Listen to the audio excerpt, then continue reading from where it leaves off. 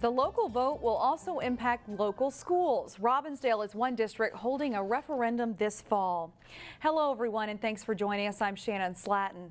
The school funding request would bring in nearly $6 million in additional revenue. That money would help offset some of the cuts the district has had to make over the past few years.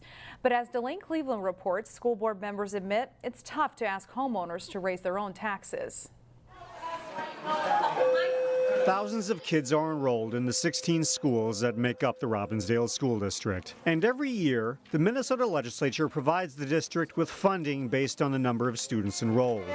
But according to district officials, state funding isn't keeping up with the cost of inflation. We'd love to see it indexed to the per pupil funding that we get from the state to be indexed to inflation. We ask for it every year, we're denied every year. Then we also have to go ask every year for additional funds.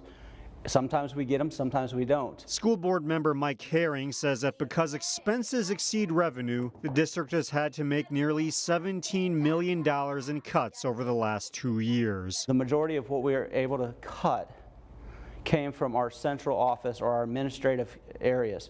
We stayed away from the classroom as much as we could.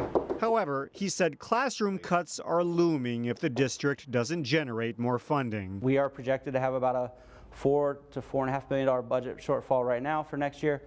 We'd have more cuts. The school board doesn't want more cuts, so they're asking voters to approve an operating levy that would increase by $515 per student, bringing in nearly $6 million in additional revenue. All we're doing is we're going out to ask our voters to make up that difference, and it's a tough ask. We understand, especially for those on, fixed incomes, but our schools improve our community. He says it's a tough ask because the tax impact on the average homeowner living in a house valued at $223,000 would be about $12.50 more per month than they're paying now. But to avoid cuts in the classroom, he says it's a price worth paying. I know that our community is going to do the right thing at the end of the day, and they're going to support our children.